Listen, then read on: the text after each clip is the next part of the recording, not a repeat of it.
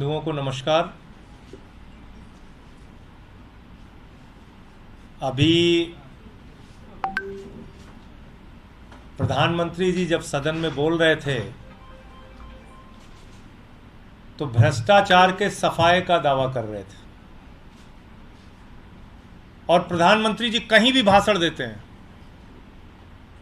सबसे बड़ा दावा उनका रहता है कि देखिए हमने भ्रष्टाचार को खत्म कर दिया।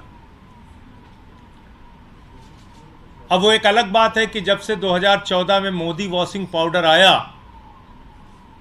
तो सारे भ्रष्टाचारियों को धुल धुल कर राजा हरिश्चंद्र बनाकर अपनी पार्टी में उन्होंने शामिल कर लिया। संवैधानिक बिल, लेकिन एक ऐसा खुलासा अब सीएजी की रिपोर्ट के माध्यम से हुआ है जिसमें पिछले 9 वर्षों में नरेंद्र मोदी जी की सरकार के ऊपर सबसे बड़े भ्रष्टाचार का आरोप लगा है। और भ्रष्टाचार भी ऐसा कि आप सुनेंगे तो हैरान हो जाएंगे। भ्रष्टाचार भी ऐसा कि जिसको आप जानेंगे और सवाल पूछेंगे तो कोई जवाब नहीं है सरकार के पास। और छोटा मोटा भ्रष्टाचार नहीं, भ्रष्टाचार के सारे कीर्तिमान तोड़ने का काम मोदी सरकार ने किया। मैं एक एक करके बताता हूं आपको। एक द्वारका एक्सप्रेसवे का प्रोजेक्ट है। जब वो प्रोजेक्ट बनता है तो 18 करोड़ रुपए प्रति किलोमीटर की लागत के हिसाब से वो द्वारका एक्सप्रेसवे का प्रोजेक्ट तैयार होता है। कितना? 18 करोड़ रुपए प्रति किलोमीटर। अब 18 करोड़ रुपए प्रति किलोमीटर का बहुत ज्यादा आप बढ़ा सकते हैं दाम, तो 2 गुना कर लीजिए, 36 करोड़ कर लीजिए, समझ में आता है। 2 गुना कर लीजिए, लूटने का मन है 2 गुना कर लीजिए। लूटने के सारे रिकॉर्ड तोड़ दिए इन्होंने। 18 करोड़ रुपए प्रति किलोमीटर में बनने वाली सड़क नरेंद्र मोदी जी की सरकार ने बनाई 250 करोड़ रुपए प्रति किलोमीटर। आप अंदाजा लगा सकते हैं कितना बड़ा भ्रष्टाचार किया इन्होंने। 18 करोड़ रुपए प्रति किलोमीटर में जो सड़क बननी थी, मोदी जी ने भ्रष्टाचार के सारे कीर्तिमान तोड़ते हुए 250 करोड़ रुपए प्रति किलोमीटर में सड़क बनाई। नंबर 1। दूसरा, सबसे ज्यादा इनका चर्चित भारतमाला प्रोजेक्ट है। और उस भारतमाला प्रोजेक्ट में 75,000 किलोमीटर की सड़क पूरे देश में बन रही है। 75,000 किलोमीटर। ध्यान से सुनिएगा। और उस 75,000 किलोमीटर की सड़क में 1 किलोमीटर की सड़क बननी थी 15 करोड़ रुपए में।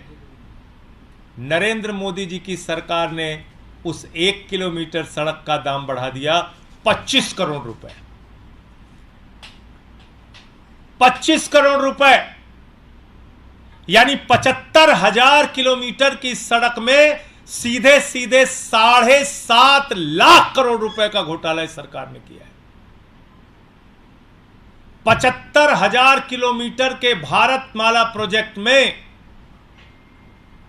7.5 लाख करोड़ रुपए का घोटाला मोदी सरकार ने किया है, क्योंकि हर किलोमीटर पे 10 करोड़ रुपए की लागत बढ़ा दी गई।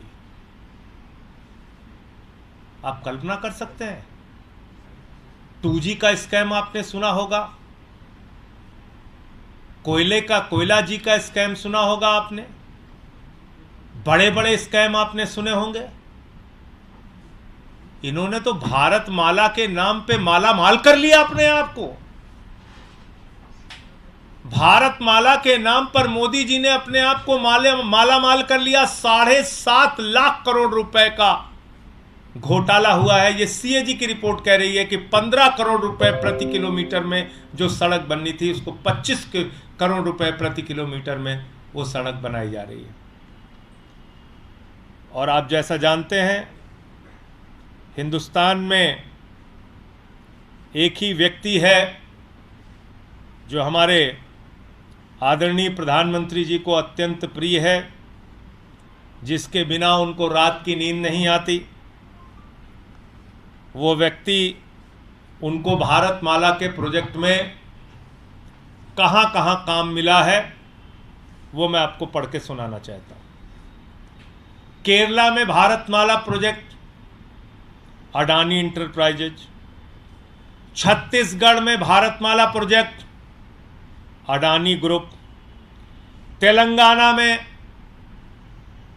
Bharatmala project Adani road transport limited, Andhra Pradesh में Bharatmala project Adani enterprises limited, Maharashtra में Bharatmala project Adani enterprises limited, Orissa में Bharatmala project Adani enterprises limited, Madhya Pradesh में Bharatmala project Adani enterprises limited, West Bengal में Bharatmala project Adani road transport limited, Gujarat में, जो हमारे प्रधानमंत्री जी का गृह राज्य है, गुजरात में Bharatmala project Adani road transport limited.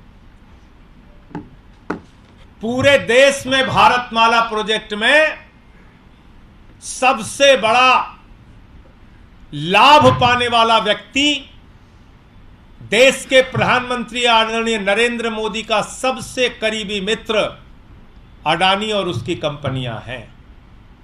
पूरा देश, जब मैं कहता हूं पूरब से लेकर पश्चिम तक, उत्तर से लेकर दक्षिण तक, आकाश में चले जाओ तो जहाज अडानी का, जमीन पे आ जाओ तो एयरपोर्ट अडानी का, पाताल में चले जाओ तो कोयला अडानी का, समुद्र में चले जाओ तो सी पोर्ट अडानी का, सड़क अडानी का, बिजली अडानी की, पानी अडानी का, स्टील अडानी का, सीमेंट अडानी का। जब ये बात मैं कहता हूं तो ये बात पूरे प्रमाण के सामने आपके सामने रख रहा हूं। और हो सकता है ये कहने के बाद 2-4 ईडी सीबीआई के मुकदमे और हो जाए, जो कि इनका काम है। हो सकता है संसद से एक सत्र के लिए निलंबन और बढ़ा है और बढ़ जाए, लेकिन सच तो बोलना पड़ेगा। मोदी जी, भ्रष्टाचार के खिलाफ आप भाषण दोगे पूरे देश में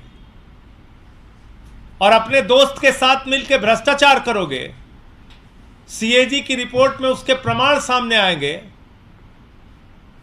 तो हम लोग तो चुप रहने वाले नहीं है। और मैं तो पूरे इंडिया गठबंधन के दलों को कहना चाहता हूं, प्रधानमंत्री नरेंद्र मोदी और उनकी सरकार का चेहरा पूरे देश के सामने उजागर कीजिए। यह कोई छोटा मामला नहीं है, 7.5 लाख करोड़ रुपए के घोटाले का मामला है। 18 करोड़ की सड़क 250 करोड़ रुपए प्रति किलोमीटर बनाने का मामला है। अभी यही नहीं रुकती सीएजी की रिपोर्ट, और आगे आपको बताता हूं। देखो ऐ दीवानों, ऐसा काम ना करो, राम का नाम बदनाम ना करो, एक फिल्म का गाना था। लेकिन भाजपाइयों ने प्रभु श्री राम को भी नहीं छोड़ा, भगवान श्री राम को भी नहीं बख्शा। सीएजी की रिपोर्ट है, मैं नहीं कह रहा हूं। अयोध्या के अंदर अयोध्या डेवलपमेंट अथॉरिटी के द्वारा, यही संस्था है, अयोध्या डेवलपमेंट प्रोजेक्ट में करीब करीब 19 करोड़ 73 लाख रुपए की हेराफेरी इन्होंने की, लगभग 20 करोड़ रुपए की। यह भी सीएजी रिपोर्ट कह रही है।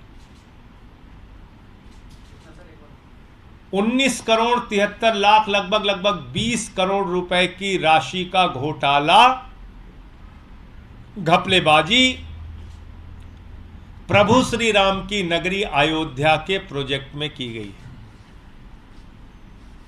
अब आप लोग सुनते होंगे कि आयुष्मान योजना, इतने लोगों को इलाज करा दिया, उतने लोगों को इलाज करा दिया। बाप रे बाप, पूरे देश को इतना बड़ा स्वास्थ्य का इंतजाम कर दिया मोदी जी ने। जो भाजपाई देखिए गली मोहल्ले चौराहे गांव में कस्बे में आयुष्मान योजना आयुष्मान योजना चिल्लाते नहीं चिल्लाते।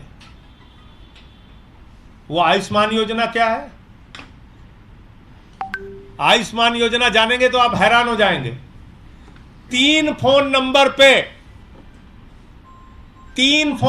2 बार दोहरा रहा हूं आपको, 3 फोन के नंबर पे 10 लाख लोगों की आयुष्मान योजना चल रही है। 3 फोन नंबर पे 10 लाख लोगों की आयुष्मान योजना चल रही है। 10 लाख लोगों की। ये मोदी जी आपकी आयुष्मान योजना। मध्य प्रदेश के अंदर जहां मामा शिवराज हैं, वहां पर 400 लोग दुनिया में नहीं है, उनकी मृत्यु हो गई। 400 लोग दुनिया में ही नहीं है, उनकी मृत्यु हो गई। उनका इलाज चल रहा है आयुष्मान योजना में। मृत लोगों का, मरे हुए लोगों का इलाज आयुष्मान योजना में चल रहा है। मध्य प्रदेश में 8,000 लोग एक ही समय में कई अस्पतालों में इलाज करा रहे हैं। यानी कि एक व्यक्ति, मान लीजिए धर्मेंद्र कुमार हैं, तो धर्मेंद्र कुमार का इलाज भोपाल में भी चल रहा है और इंदौर में भी चल रहा है और जबलपुर में भी चल रहा है। 8,000 व्यक्तियों का एक समय में कई अस्पतालों में इलाज चल रहा है। हरियाणा आ जाइए, हरियाणा के अंदर 4,121 लोगों का एक समय में कई अस्पताल में इलाज चल रहा है। और आपको बताऊं सबसे हैरानी वाली बात भी और सबसे मजेदार बात भी, एक महिला को, उसने नवजात शिशु को जन्म दिया, बच्चा हुआ, डिलीवरी हुई, तो मां का इलाज अलग अस्पताल में चल रहा है, बच्चे का इलाज अलग अस्पताल में चल रहा है। एक महिला को डिलीवरी हुई, बच्चे का इलाज अलग अस्पताल में चल रहा है और मां का इलाज अलग अस्पताल में चल रहा है। ऐसे ऐसे घोटाले, ऐसे ऐसे कारनामे, ऐसी ऐसी घपलेबाजियां। मोदी जी, आपने भ्रष्टाचार और घोटाले के सारे कीर्तिमान तोड़ दिए और हिंदुस्तान की आजादी के बाद आपकी सरकार भ्रष्टतम सरकार है। कृपा करके हाथ जोड़ रहा हूं, अब भ्रष्टाचार के खिलाफ आप मत बोला कीजिए। हंसी आती है जब आप भ्रष्टाचार के खिलाफ बोलते हैं। जब आप बोलते हैं 70,000 करोड़ के घोटाले के खिलाफ, अजीत पवार के खिलाफ, तो उसके तुरंत बाद आप उसको ज्वाइन करा लेते हैं, आपके ऊपर लोग हंसते हैं। आप अभी भी दावा कर रहे हैं स्कैम फ्री इंडिया बना दिया। अरे आपने तो स्कैम युक्त इंडिया बना दिया। और ये मैं नहीं कह रहा हूं, सीएजी की रिपोर्ट कह रही है। भ्रष्टाचार मुक्त नहीं, भ्रष्टाचार युक्त इंडिया आपने बना दिया। भ्रष्टाचार मुक्त भारत नहीं, भ्रष्टाचार युक्त भारत आपने बना दिया।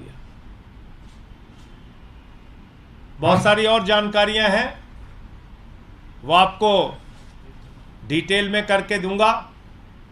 एक पेंशन से संबंधित जानकारी है जिसको रीना जी आपके सामने रखेंगी, फिर प्रियंका जी अपनी कुछ बात रखेंगी, फिर समापन करते हैं। आपके सवाल जो होंगे आप दीजिए।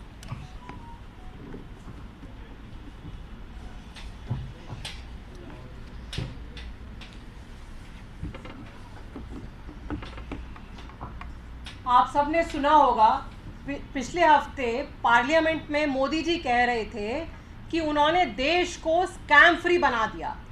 और अभी माननीय संजय जी ने कितने डिटेल में समझाया कि किस तरह हर तरह की योजना में मोदी जी के अंडर में स्कैम ही स्कैम चल रहे हैं। चाहे भारतमाला प्रोजेक्ट हो, आयुष्मान भारत प्रोजेक्ट हो, और तो और जो बुजुर्गों की पेंशन होती है हमारे देश में कई सालों से बुजुर्गों को पेंशन दी जाती है। बुजुर्गों की जो पेंशन योजना है, वो पेंशन योजना का पैसा मोदी जी के राज में उसको इन्होंने डाइवर्ट करके एडवर्टाइजमेंट, अपनी फोटो छपवाने में खर्च कर दिया। आप देश के किसी भी हवाई अड्डे पे चले जाइए या पूरे देश में कहीं भी चले जाइए, आपको मोदी जी की फोटो हर जगह दिखाई देगी। लेकिन क्या आप ये सोच सकते हैं कि उसमें कई जगह मोदी जी की फोटो लगाने के लिए जो देश के बुजुर्ग हैं, उनकी पेंशन का रुपया जो है वो फोटो लगाने में खर्च किया जा रहा है। इतना मोदी जी को पूरे देश में अपनी फोटो छपवाने का शौक है। पेंशन योजना जो है उसमें मामूली 200 रुपए केंद्र सरकार देती है। आज की तारीख में जब सिलेंडर 1200 रुपए का है, पेट्रोल 100 रुपए का है, दाल 100 रुपए की है, तो 200 रुपए में वैसे ही बुजुर्गों को कुछ नहीं मिलता। खुद मोदी जी 10 लाख का सूट पहनते हैं और बुजुर्गों को सिर्फ 200 रुपए की पेंशन मिलती है। सिर्फ दिल्ली में अरविंद केजरीवाल की सरकार ने उस पेंशन को 2500 रुपए करा हुआ है। पूरे देश में सबसे ज्यादा बुजुर्ग पेंशन दिल्ली में केजरीवाल सरकार दे रही है, क्योंकि अरविंद केजरीवाल अपने आप को श्रवण कुमार मानते हैं। वो मानते हैं कि दिल्ली के सारे बुजुर्गों की जिम्मेदारी उनकी है। वहीं दूसरी तरफ आप देखिए कि बुजुर्ग पेंशन का जो पैसा है वो मोदी जी ने एडवर्टाइजमेंट में यूज किया। कई जगह जो बुजुर्ग गुजर गए उनके नाम पे भी पेंशन का पैसा निकाला जा रहा है, पता नहीं किसके जेब में जा रहा है। इसकी पूरी तहकीकात होनी चाहिए, इसकी पूरी जांच होनी चाहिए कि किस तरह से बुजुर्गों के नाम का पैसा गलत जगह यूज हो रहा है। प्रियंका, आपने संजय सर से और रीना जी से जो सुना, ये अभी सिर्फ शुरुआत है। इसमें हम लगातार आपको और जानकारी देंगे। सीएजी की रिपोर्ट ने बहुत सारे खुलासे किए, इस पर दोबारा प्रेस वार्ता होगी। आप लोगों का कोई प्रश्न हो आप पूछ सकते मामले हैं। में आपने अलग-अलग मामले बताए, लेकिन जो द्वारका एक्सप्रेसवे का मामला है, कैग ने तो आखिर अपनी रिपोर्ट में स्पष्ट कर दिया, लेकिन इसमें जांच की मांग राजनीतिक तौर पे आप लोग कैसे करें? देखिए, ऐसा है कि जांच एजेंसियां, अभी आपको पता चल जाए कि भाई दिल्ली सरकार के किसी मंत्री ने 2 समोसा ज़्यादा खा लिया, तो उसके लिए ईडी, सीबीआई सारी एजेंसियां लग जाएंगी, तुरंत सक्रिय हो जाएंगी। कैसे खाया, इतना बड़ा घोटाला, breaking news, press conference, ED पहुंचाओ, सीबीआई पहुंचाओ, दिल्ली पुलिस को भेजो। ये सीएजी ऑडिट करने की एक महत्वपूर्ण संस्था है, देश की सबसे बड़ी संस्था है। उसकी रिपोर्ट सामने आई है। आपसे हम अनुरोध करें, विनती करें कि आप जांच कराइए। आपका क्या दायित्व बनता है, आपकी क्या जिम्मेदारी है? आप अभी हम लोग सवाल उठाएंगे, कहेंगे चले जाइए सुप्रीम कोर्ट। भाई, तो ये जो जांच एजेंसियां हैं, इसको सिर्फ विधायक तोड़ने के लिए रखे हो आप। इनका इस्तेमाल सिर्फ विपक्ष के लोगों को पकड़ पकड़ के जेल में डालने के लिए रखे हो। तो ये तो साफ तौर पे दिख रहा है कि भाई भारतमाला प्रोजेक्ट, उसमें 15 करोड़ रुपए में एक सड़क बननी थी, आपने उसको दाम को बढ़ा दिया, 25 करोड़ कर दिया। 18 करोड़ की सड़क को 250 करोड़ रुपए कर दिया। खुली आंखों से दिख रहा है कि मृतक लोगों का आपने इलाज कर दिया आयुष्मान में, मृतक लोगों का, जिनकी जान चली गई है, दुनिया में ही नहीं है। एक ही समय में हजारों लोगों का अस्पतालों में, आपने कई अस्पतालों में इलाज कर दिया। 10 लाख लोगों का 3 फोन नंबर पे आपने कार्ड बना दिया। ये तो महा घोटाला है, खुली आंखों से दिख रहा है। इसमें कहां सो रही है सारी एजेंसियां? इनके खिलाफ कार्रवाई होनी चाहिए। सर, रणदीप सुरजेवाला ने जो बयान दिया है, उन्होंने जनता को एक तरह से राक्षस बताया है। स्पीच वो दे रहे थे हरियाणा में एक जगह, इस बयान को लेकर क्या कहना है? देखिए, मैंने उनका पूरा बयान सुना नहीं है, किस संदर्भ में उन्होंने बयान दिया। मैं सिर्फ इतना कहना चाहता हूं कि भारतीय जनता पार्टी ने इस देश के लोगों को निराश किया है और इस पार्टी से सावधान रहने की आवश्यकता है। ये एक नफरत फैलाने वाली एजेंसी है, नफरत फैलाने वाली फैक्ट्री है। मणिपुर हो, मेवात हो, पूरे देश में नफरत की आग में जनता को झोंकने का काम कर रहे हैं। तो इनसे सावधान रहने की जरूरत है। और जहां तक रणदीप सुरजेवाला जी का बयान है, भाजपाई क्या क्या बयान देते हैं। जो बीजेपी को वोट नहीं देगा वो देशद्रोही है, जो बीजेपी को वोट नहीं देगा वो पाकिस्तान चला जाए। अरे भैया, जिन्ना की कब्र पे मत्था तुम लोग टेकते हो, पाकिस्तान तुम जाओ। तुम्हारे खिलाफ जो 63% लोग हैं वो पाकिस्तान सब चले जाए। तो भाजपाइयों के भी बयान बहुत आपत्तिजनक, और जो बीजेपी को वोट नहीं दे वो देशद्रोही है, इस प्रकार के बयान देते रहते हैं वो। सर, आप लोग इंडिया गठबंधन के बहुत मजबूत सहयोगी हैं। शरद पवार और अजीत पवार के बीच में बहुत सारी बातें हो रही है महाराष्ट्र में, इसको लेकर राजनीति भी शुरू हो गई है। इस मुलाकात को लेकर आम आदमी पार्टी की क्या राय है, जब वो अलग हो चुके हैं फिर दोनों? देखिए, उसके बारे में तो मैं समझता हूं कि शरद पवार जी ही आपको ज़्यादा सही तरीके से जवाब दे पाएंगे। मीटिंग किस संदर्भ में हुई, क्या हुई, कैसे हुई, उस पर ना मुझे कोई जानकारी है, ना मैं आपको कुछ बता सकता हूँ। ये जो बिल था जो राज्यसभा से पास हुआ, अब गेजेट नोटिफिकेशन उस पर हो चुका है। मेरे दो सवाल इससे आप हैं। एक, राजनीतिक तौर पे आप किस तरह की लड़ाई देख रहे हैं आम आदमी पार्टी की सरकार क्योंकि दिल्ली में है, और क्या आगामी चुनाव में आप इसे मुद्दा बनाएंगे? क्या आपकी रणनीति होगी, थोड़ा बताइए। देखिए, बिजली, पानी, चिकित्सा, शिक्षा, बुजुर्गों की तीर्थ यात्रा, माताओं बहनों के लिए बस की फ्री यात्रा, जो कार्यक्रम केजरीवाल जी ने दिल्ली के अंदर लागू किया है वो चलता रहेगा। जहाँ तक कोर्ट की लड़ाई है, कोर्ट में हमारी लड़ाई चल रही है कि एक गैर संवैधानिक ऑर्डिनेंस पास किया गया है, बिल पास किया गया है, और उसके ऊपर कोर्ट रोक लगाए। 5 जजों के फैसले को इन्होंने 8 दिन में बदला है, और अभी तो आप देख रहे हैं कि चीफ जस्टिस ऑफ इंडिया को ही हटा रहे हैं। चुनाव आयोग के नियुक्ति में एक नाम चीफ जस्टिस ऑफ इंडिया का भी था, उनको भी हटा रहे हैं।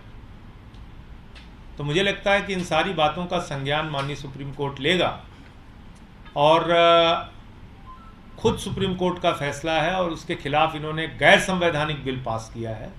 कई ऐसे मौके पहले भी आए हैं जब अगर संसद कोई गैर संवैधानिक बिल पास करती है तो सुप्रीम कोर्ट ने उसको रोका है। मैं उम्मीद करता हूं कि सुप्रीम कोर्ट में ये बिल रुकेगा। तो जनता के बीच जाएंगे तो ये उठाएंगे मुद्दा? जनता खुद कह रही है कि केजरीवाल सरकार को परेशान करने के लिए ये एक नाजायज गैर संवैधानिक बिल लाया गया है।